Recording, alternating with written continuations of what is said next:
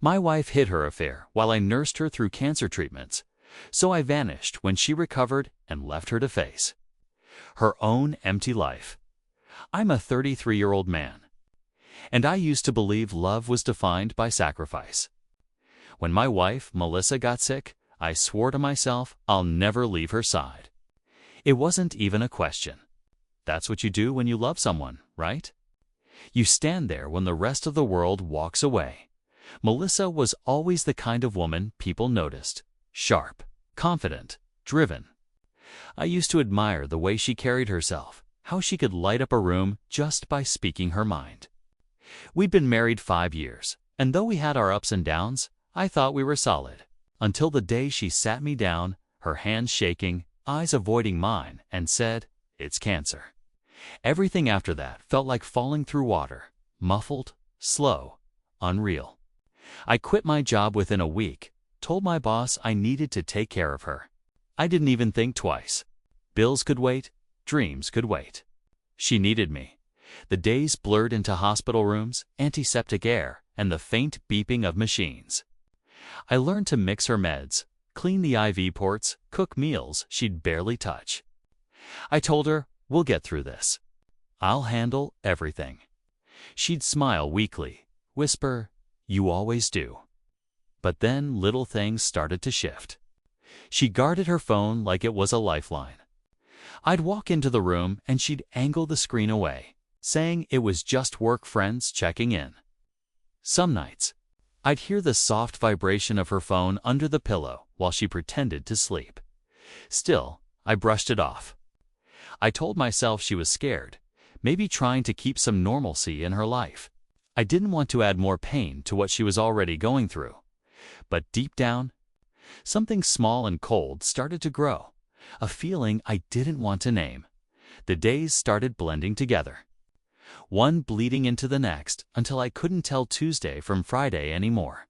Every morning began with the same ritual, checking her temperature, prepping her medication, making breakfast she rarely touched. The smell of disinfectant became part of our house, mixed with the faint trace of lavender from the lotion I rubbed on her dry skin. I used to love our mornings. Melissa sipping coffee while scrolling through emails, me packing up for work. Now, it was just silence. She'd sit on the couch, wrapped in a blanket, eyes glazed over, staring at nothing. I tried to fill the quiet with optimism. "The doctor said your white blood count's improving," I'd say. She'd nod, but never look up. Chemo days were the hardest. The drive to the hospital felt endless, her hand limp in mine. I'd watch the fluid drip into her veins, feeling useless yet terrified to look away. Some nights I'd sit by the bed and whisper prayers I didn't even believe in anymore.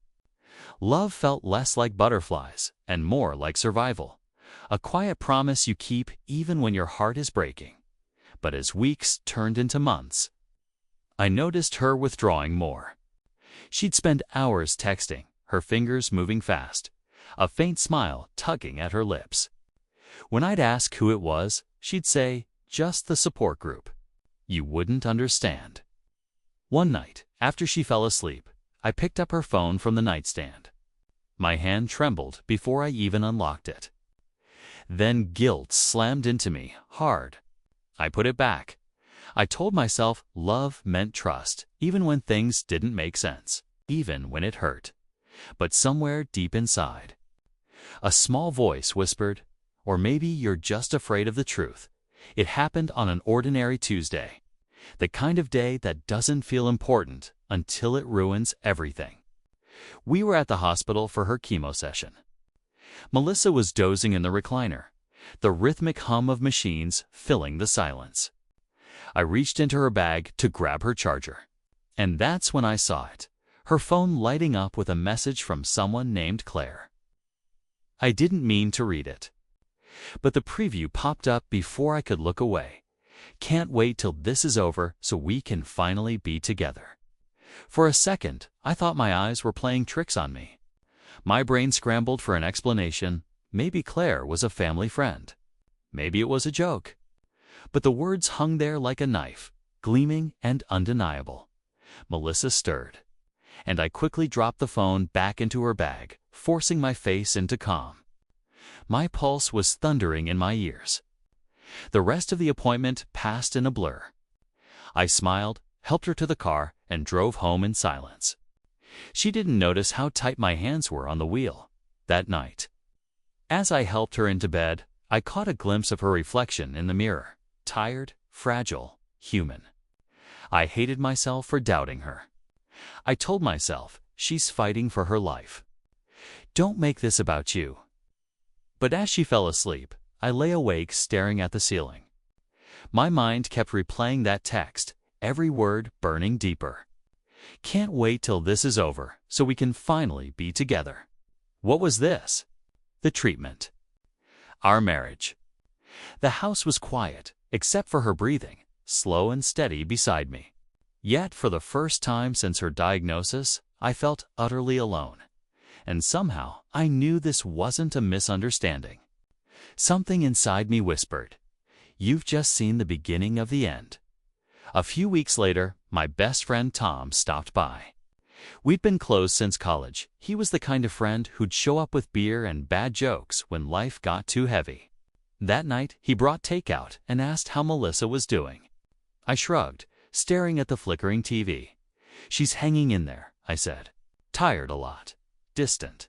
Tom hesitated, eyes flicking toward the hallway where Melissa was resting. "Distant how?" he asked. I didn't answer. I didn't need to. The silence stretched between us until her phone buzzed on the table. Tom's expression shifted. He glanced at the screen, and for a split second, I saw recognition in his face, something like guilt. After she went to bed, I pressed him. "What aren't you telling me?" I asked. Tom exhaled sharply, rubbing the back of his neck. "Man, I wasn't sure if I should ever bring it up," he said. But months before she got sick, I saw Melissa having dinner with a guy at that new Italian place near her office. It looked intimate. The words landed like a punch. I wanted to shout, deny it, accuse him of misunderstanding. But deep down, it aligned too perfectly with everything I'd been ignoring: the late-night texts, the secret smiles, the coldness that had crept into her touch. "Why didn't you tell me before?" I asked, my voice trembling. "Because she got sick right after," Tom said quietly. And I figured. Maybe it didn't matter anymore. I stared at the floor, every emotion blending into a nauseating fog. Part of me wanted to believe it was a coincidence, that Tom was wrong. But another part, the quiet, rational one, knew he wasn't. That night, as I listened to Melissa's soft breathing from the next room, I realized something cruel. Love hadn't blinded me. I had blinded myself. After that night, I couldn't unhear Tom's words. They echoed in my head like a ticking clock, counting down to something inevitable.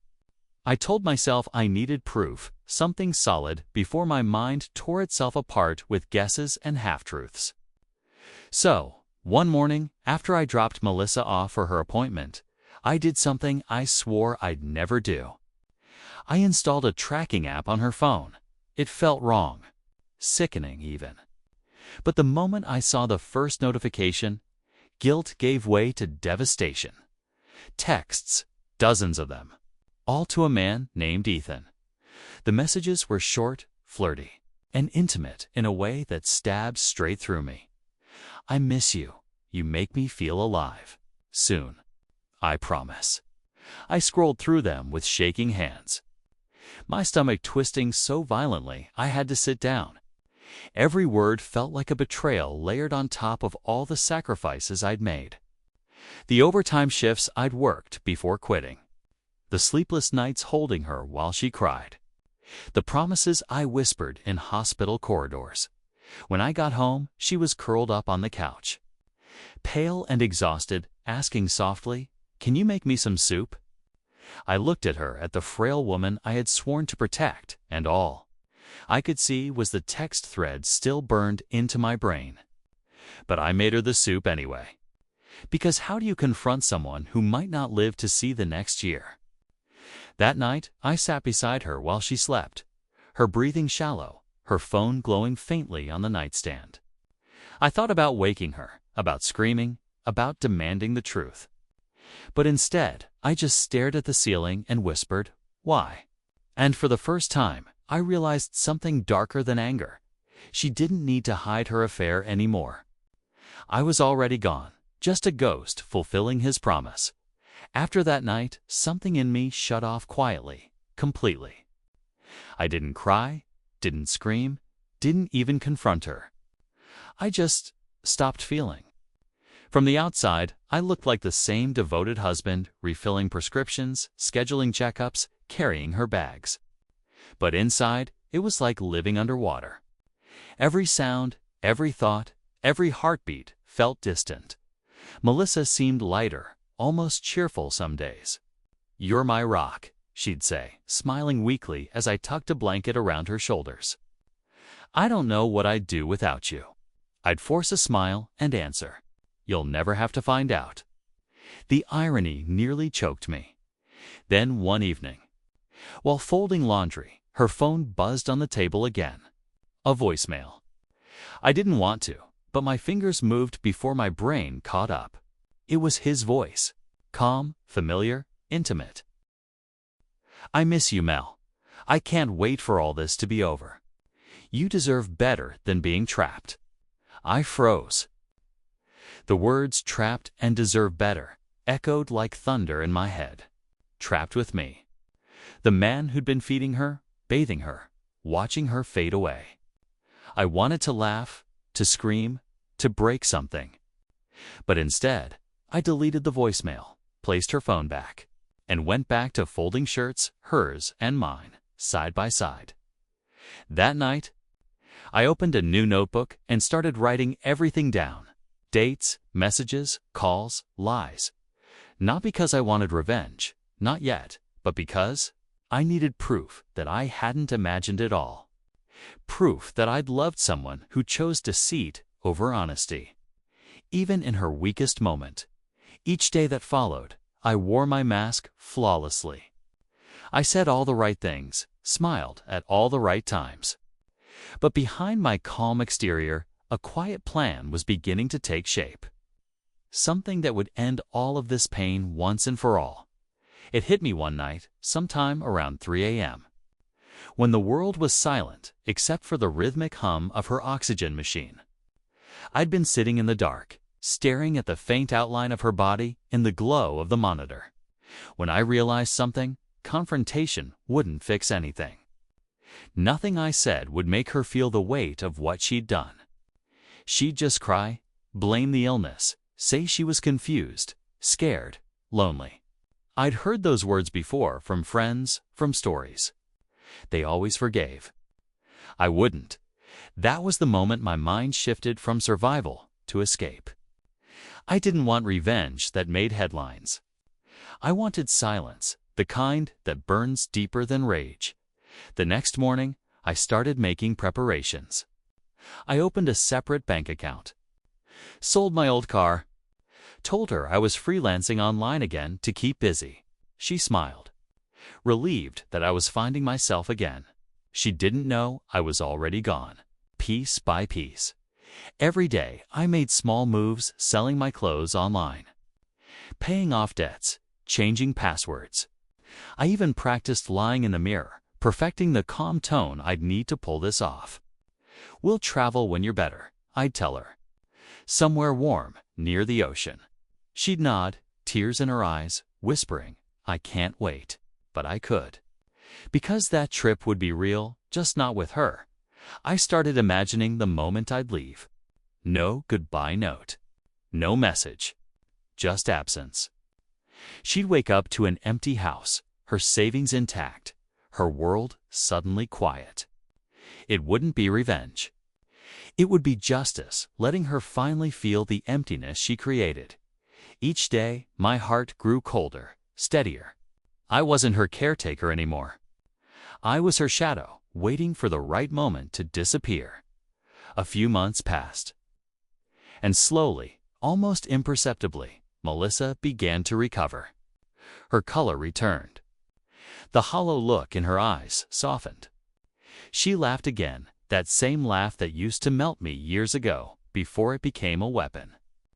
Friends started visiting again, bringing flowers and casseroles, calling her a miracle. Everyone saw the devoted husband and the brave survivor. We looked like a portrait of strength. Only I knew the truth, that every smile she gave me was laced with betrayal, and every act of kindness I offered was an illusion. She began planning her re-entry into normal life, as she called it. She wanted to host a small dinner, just close friends and family, to celebrate her recovery. I told her it was a great idea. Inside, I knew it would mark my exit. One evening, while she was chatting with her sister, I overheard her whisper into her phone, "Soon, Ethan, I promise. I just need things to feel normal first." I didn't flinch. I didn't confront. I just smiled when she hung up and asked if she wanted tea. She looked at me, genuinely touched. "You've been incredible through all of this," she said softly. "You never gave up on me." I poured the tea, nodding. "Of course. That's what love is, right?" She smiled, and for the first time, I realized I felt nothing. No anger, no sadness, just the quiet satisfaction of knowing her world was about to lose its foundation. That night, I packed the first small bag, essentials only: passport, wallet, the notebook full of evidence I'd written, though I knew I'd never use it. I placed it on the table where she'd see it one day. She thought recovery meant getting her life back. She didn't know it was the beginning of losing everything that made it worth living. Her final checkup was supposed to be the happiest day of our lives. The doctor smiled, saying, "Congratulations, Melissa, you're officially in remission." I clapped, held her hand, even kissed her forehead. Everyone in the room smiled. Everyone but me. Driving home, she hummed softly along to the radio, the same song we danced to at our wedding. My hands tightened on the steering wheel until my knuckles went white. I kept my face neutral, pretending to share her relief, but inside, something twisted. The woman beside me wasn't my wife anymore. She was a stranger wearing her skin. That night, she showered, put on perfume, and slipped into one of her old dresses. "I want to feel like myself again," she said with a shy smile. I nodded, told her she looked beautiful. But when she went to the kitchen, her phone buzzed on the counter. I didn't even have to look. I knew it was him. Still, curiosity dragged me closer. The message read, "Can't wait to hold you again tonight." I stared at the words until they blurred. My chest tightened, and for a moment, I thought I might actually collapse. I walked outside instead, barefoot on the cold porch, breathing like a man drowning. Inside, I could hear her humming, oblivious. That was the lowest point of my life. Standing there under a dim porch light, realizing I had given up my career, my friends, my identity, all for a woman who couldn't even wait until her chemo scars healed before running back to her affair. Tears came silently. Not from love anymore, but from the death of it. When I finally went back inside, she was asleep on the couch, her phone clutched in her hand like a secret. I watched her for a long time and thought, tomorrow she'd wake up to silence. The morning after that message, everything felt eerily calm, like the world had paused, waiting for me to move. Sunlight slipped through the curtains, catching the dust in the air. Melissa was still asleep on the couch, her phone resting beside her, her chest rising and falling in quiet rhythm. For a moment, I just stood there, watching her, the woman I'd once built my life around. Then I turned away. I moved quietly through the house, every step deliberate. I'd rehearsed this 100 times in my head. The exit, the silence, the release. My bag was already packed, a few clothes, my ID, cash, the essentials. Nothing sentimental. I didn't deserve to carry the weight of those memories anymore. Before leaving, I walked into the bedroom one last time. The air still smelled faintly of her lavender lotion. On the dresser, I left my wedding ring, simple, silver, unremarkable. I placed it beside her phone and the notebook I'd filled over the months. No explanations, just the truth, written in my handwriting. I checked her one last time. She stirred, mumbled something, then settled back into sleep. I whispered, "Goodbye, Mel." My voice didn't even crack. I think that's when I knew I was really done. Outside, the morning air was sharp, cleansing. I got in the car, turned the key, and drove. I didn't look back, not at the house, not at the life dissolving behind me. As I hit the highway, I rolled down the window, letting the cold wind hit my face. It felt like the first real breath I'd taken in years. I wasn't running away. I was reclaiming what little was left of me by the time she woke up. I was already miles away, a ghost she'd never see again, and a silence she'd never escape. For weeks, I lived like a man between worlds, nameless, drifting, free. I'd rented a tiny cabin near the coast, a place where no one knew my face, where the air smelled of salt and pine instead of disinfectant and lies. I thought the silence would haunt me, but it didn't. It healed me slowly. At first, I kept my phone off. No curiosity, no temptation. But one night, I turned it on just to see if she'd noticed. The notifications flooded in like a storm. Missed calls, frantic texts, voicemails from Melissa that started angry, then desperate. "Where are you? You can't do this to me after everything I went through. Please, I need you." Then, weeks later, "Ethan's gone. He said he can't handle it." I don't know what to do. I stared at that last one for a long time. Not with satisfaction, not even pity, just clarity. The man she'd thrown our life away for had abandoned her the moment reality returned. There was something poetic about it. The same emptiness she'd left me with now echoing in her chest. Through a mutual friend back home, I heard the rest. Word had gotten out about her affair. Friends distanced themselves. Her sister stopped speaking to her. Even Tom told me in a short email, "She's a mess. I think she finally gets it." I didn't respond. There was nothing left to say. I spent my days walking along the beach, listening to the waves crash against the shore, steady, unbothered, eternal. I realized I didn't want revenge. I just wanted peace. And somehow, by leaving her to face herself, I'd found it. Melissa's messages stopped eventually. The silence that followed wasn't cold anymore. It was freedom. Months passed, and life finally began to feel real again. The cabin by the coast became my sanctuary, the place where I relearned how to exist without being someone's caretaker or victim. Mornings were simple. Coffee on the porch, the ocean stretching endlessly ahead, the sound of gulls overhead. I started painting again, something I hadn't done since before the marriage. It felt like breathing for the first time. Every so often, Melissa would flicker through my mind, a ghost of a life I once lived. I wondered if she ever sat in our empty house, tracing the ring mark I'd left on the dresser, realizing it was the symbol of everything she'd thrown away. Not out of spite, but because she couldn't stop needing more. I never reached out, never replied, never sought closure. Some stories don't end with confrontation or forgiveness, they end with absence. And in that silence, the truth echoes loud enough. One evening, as the sun melted into the water, I thought about the promise I'd made when she got sick: "I'll never leave your side." I kept that promise longer than she deserved. I nursed her through her pain, carried her through her worst nights, even protected her secret until the end. And when she finally recovered, I gave her the only thing left to lose: me.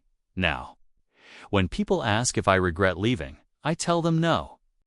Because sometimes revenge isn't loud. It isn't dramatic.